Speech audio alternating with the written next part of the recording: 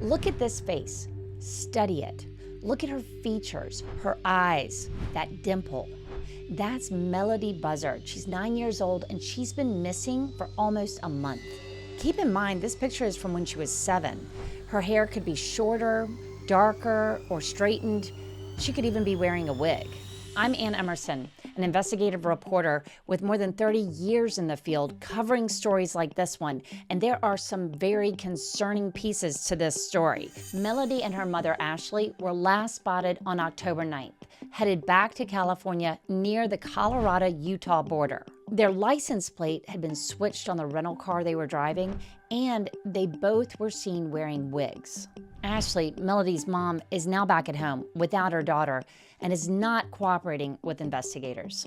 This is a missing persons case, and the goal of the missing person case is to find Melodee. I spoke at length with Raquel Zick. She's with the Santa Barbara Sheriff's Office. She wanted to set the record straight when it came to misinformation and tell us what's being done to bring Melodee home. We need to find her, so please share this with your friends. Raquel, can you walk us through right now where things stand in this investigation to what happened to Melodee Buzzard? So at this point in the investigation, we have narrowed our timeline down to a 1-day period. So we're looking at October 9th through October 10th. And we're trying to find where Melodee was, not only on that date, but along the route that we described that goes through Utah, Arizona, Nevada, into Rancho Cucamonga, California, and then back up to Lompoc. There are going to be areas of more dense population, but also, dense population means we have more people that could have put eyes on them, but also in an area where it's not as, populous, somebody's going to have noticed somebody that was different. So we're looking at, from what I've seen, is 5 major locations: the Green River, Utah, Panguitch, Utah. We have a reporter in that very location, Samantha Hoffman of KUTV. She spoke with the owner of Bear Valley Country Store, who says the FBI was there on October 25th. They wanted our video footage, which saves for 2 weeks. And unfortunately, we were 2 days past that, so we weren't able to find anything for them. But apparently they had crossed the intersection right here where our business is. It's kind of an eye-opener that, you wouldn't think your camera footage is that important for everyone outside of the business, but in a case like this, it's been an eye-opener. Audra Campbell says the FBI told her that Melodee and Ashley passed through the intersection outside her store. The FBI left some flyers. I just hope they get to the bottom of it. It's a sad story. We're giving you points along a route. So it could be anywhere along those routes, but those are good, reference points to use to try to figure out investigative focus. I do want to add that we are reaching out and we are working with law enforcement agencies in each of those areas and reaching out to media in those local areas to try to carry this message to see if we can find any additional information or people who may have seen Melodee. This is the first time we've seen that picture together. You sort of pulled that picture out so we could see both of them. Why did you do that? Why was that important right then? So we recognized that we had shared the picture of Melodee because we were focused on finding Melodee. We knew where Ashley was. We were in contact with Ashley, but we also recognized that if we're asking you to look for Melodee and Ashley, that we need to show you what Melodee and Ashley look like together. So that's why we released the picture that we hadn't previously released of Ashley, because we wanted people to know what the two of them would have looked like together, since we are looking for information about the travels of the pair. You realized that this was information people just needed to know. Yeah, and we know that, other people had captured pictures of Ashley at the residence. We shared the picture because we wanted people to have a verified source of information that is legitimate. That way, we're not struggling with misinformation here. We're very much trying to, track a moving target here. I think at baseline, we can make sure that people know that Melodee is 9 years old. The initial photo that we released of her, that's a portrait style photo, that's from where she was 7 years old. And that was initially the only photo that we had of her. She's now 9 years old. She's approximately 4 feet 6 inches tall, about 60 pounds. And she has, her natural hair is that brown curly hair, and she has brown eyes. Well, Raquel, we know detectives last confirmed Melodee on video, and it was October 9th on the Colorado-Utah border area. Can you talk to me about what they know from that sighting? Well, so what's most important that we know from that sighting is that that is the last sighting where we know Melodee was. And so the goal of this investigation is to find where Melodee is now. So that brings our Mhm. timeline up to October 9th. And so what we're seeking to do is close that information gap, and that'll keep us on track to finding where she is today. So that's why we're putting out this information, sharing this route, and encouraging anybody who has information along that route to share that with our investigators. I mean, this really feels like a boots on the ground investigation. Can you tell me how investigators got to the October 9th day? Because that's another whole day that we now know Mhm. that she was seen. Right. So, this investigation began with basically a year where we're trying to fill in, a time gap of where was Melodee. We got that down to one day for investigative focus to try to bring us closer to where she is today. This is on the 18th of October, we did reach out to our partners at FBI and request their assistance. Once we established that this crossed California state lines, and in this case went along multiple states, we initially knew that this trip went from California to Nebraska down into Kansas, and then before it returned back to Lompoc. And so we were searching for Melodee anywhere along that route. We've since, and with this most recent press release, we have honed that down to a 1 day period for that trip.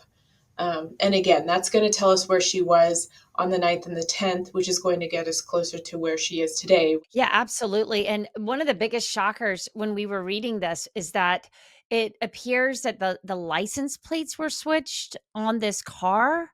Can you tell me what's going on there?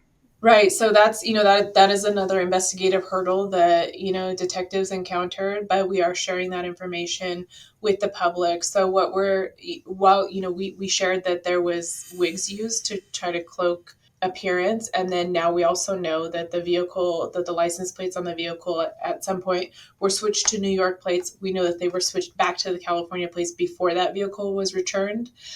We don't know where that, we're not sure where that occurred. It's not outside the realm of possibility that there's more than just the New York plate too. So it could be multiple plates. We don't know. Yeah, so we are seeking to kind of overcome the hurdle of, somebody who's not necessarily wanting to be tracked. Right. And she's, from what we understand, the mom, Ashley Buzzard, she's still not cooperating.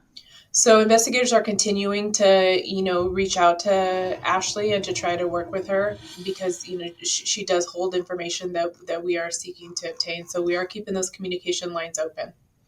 But we are also, conducting an investigation outside of that. So it's not our only path towards finding Melodee.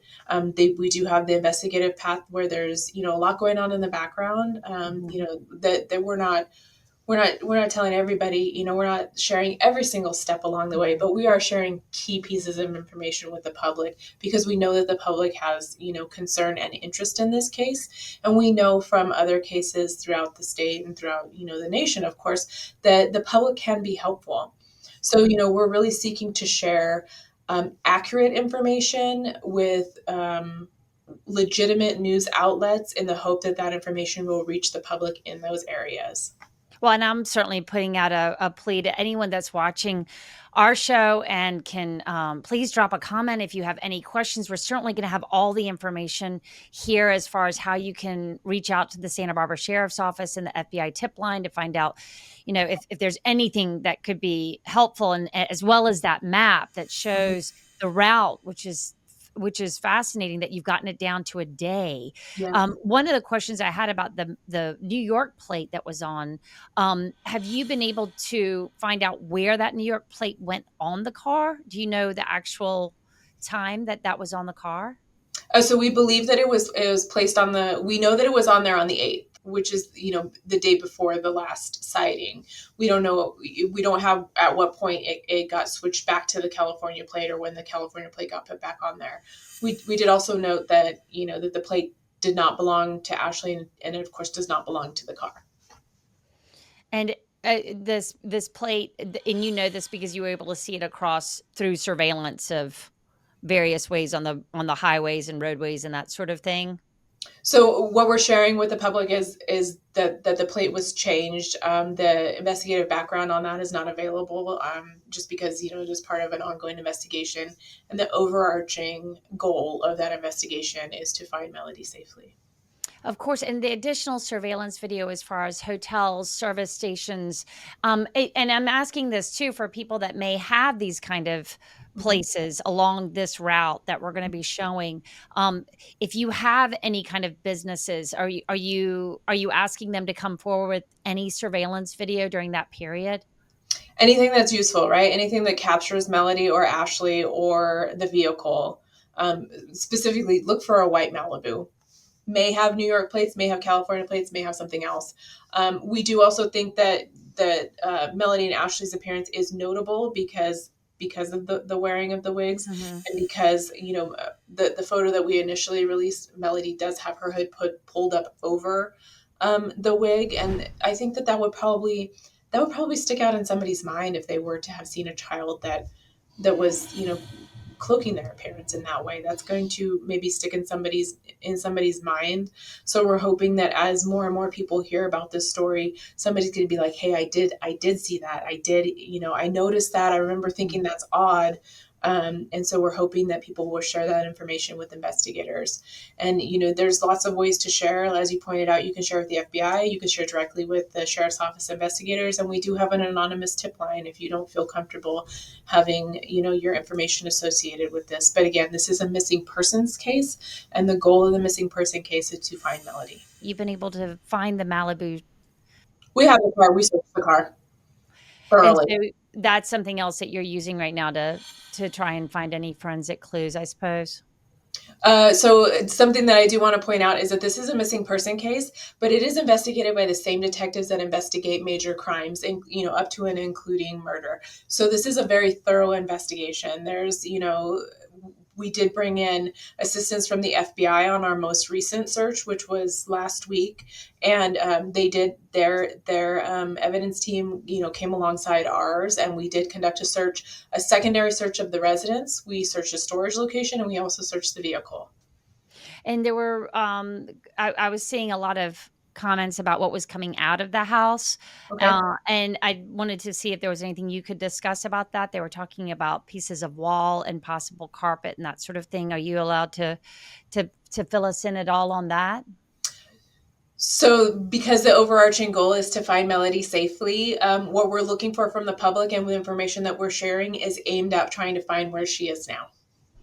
That makes perfect sense. And as far as the urgency, as far as to find Melodee right now, how is the feeling right now as far as the level of urgency now that you've been able to get it down to 1 day?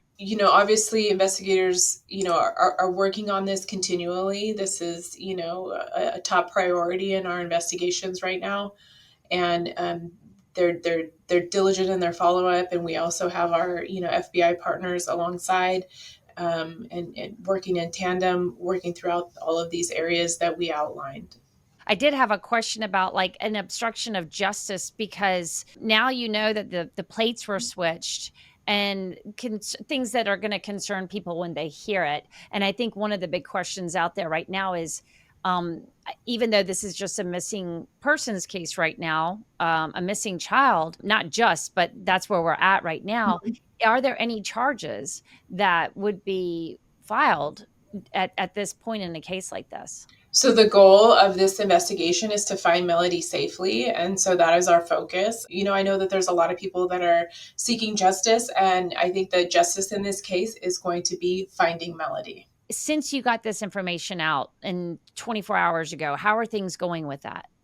We've had a steady stream since the onset of this investigation of, people who are calling into the tip line and, sending in information. And we do have detectives that do follow up on that in a very timely manner.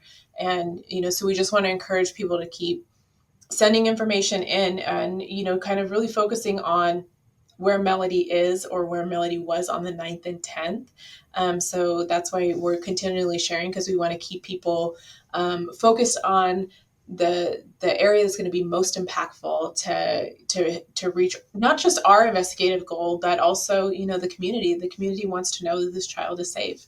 And so we're welcoming people in to help be helpful by sharing information that they have, and also sharing this the information that that credible news outlets are sharing, and that the Santa Barbara County Sheriff's Office and the FBI are sharing, because we think that getting the information out there and getting this story known, especially in those areas that we know that Melodee was last seen, could possibly be very helpful for us. Are you working with any missing child organizations or national databases? We do a lot of sharing of information. At the onset of a missing person investigation, one of the first things that you do is you enter that child's information into MUPS, which is the Missing and Unidentified Person System. So that would have been like step one, right out the gates. But like, I think on the day that the report is taken, that is required to be entered in. So, the information is in databases. It is out there. It is shared. Those are like information sharing organizations. And so, but we're working very heavily with our investigative teams through the FBI as well as local law enforcement agencies. Just from my experience with missing persons cases, they're incredibly useful because they sort of have their sixth sense up and their antennas up all the time looking for these missing persons. So I could see that being helpful. Right. For that as well. But what is the next step for investigators right now? Where are we?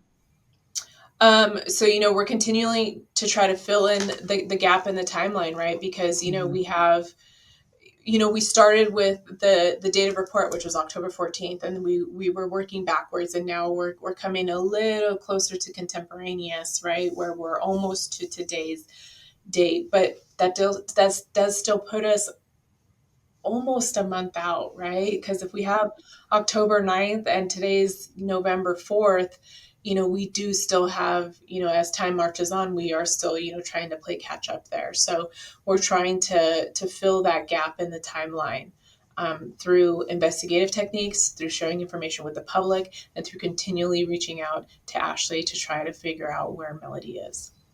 And does Ashley have representation or anyone that can speak for her in this to you? I can't speak to that. I don't know. What would you say to people that are very worried about Melodee and want to help in any way that they can, with your investigation? What would you say to anyone who thinks they may have crossed paths with Ashley or Melodee? So first off, we'd like to encourage anybody who has information about Ashley and Melodee's trip, especially specifically that investigative focus from the 9th to the 10th, to please reach out. Additionally, anybody who knows where Melodee is now, please reach out, let us know. Our goal in this is to make sure that Melodee is safe, and we really hope that, that anyone who has information about where she is now is going to be, to understand that that is our goal. And we want to encourage them to reach out. Additionally, we do want to encourage people, if you don't have any usable information, you likely know somebody who's in that area, who's in that affected area. Share information from a reliable source. Share it from a qualified news outlet, or organization like yours that does take the time to verify and back up their information. We want to avoid the misinformation. But we do want to encourage the sharing of legitimate and verified information. I mean, just personally, like, this must be tough to be looking for this little girl every day. I talk to detectives and people in law enforcement, and it's, they keep the picture on their desk just waiting to see what happens. Right. I mean, it's been an all hands on deck effort, on part of the sheriff's office, but it's important work. And our detectives are, this is what you attend the trainings for. This is what you put the time and effort into learning your craft. And so our detectives are applying all of that to this investigation. Is it just FBI, U.S. Marshals? Is it Homeland Security? Have they been involved at all? HSI? So it is our main partner is the FBI, and through the FBI, we are utilizing their field offices in each of the areas that we are focusing our investigation. And those field offices have contacts with local law enforcement agencies. So those are kind of the way that we use, an overarching federal agency to reach local offices and then each of those jurisdictions. Yeah, they're just heads down figuring this out right now, I'm sure. That's great information. And we're just all praying that this comes together Right. when we find Melodee. Yeah. Well, thank you for sharing this information. And, we do hope that people will, take a moment to reflect and or share information. Well, let's go find Melodee. I hope we find her very, very soon. Same. We just learned in the last 24 hours that Utah law enforcement is actually using cell phone data and license plate readers in order to get that information about where they last spotted on October 9th Melodee and her mom, Ashley. Drop a comment below and tell me what you think needs to happen to find Melodee and bring her home safely.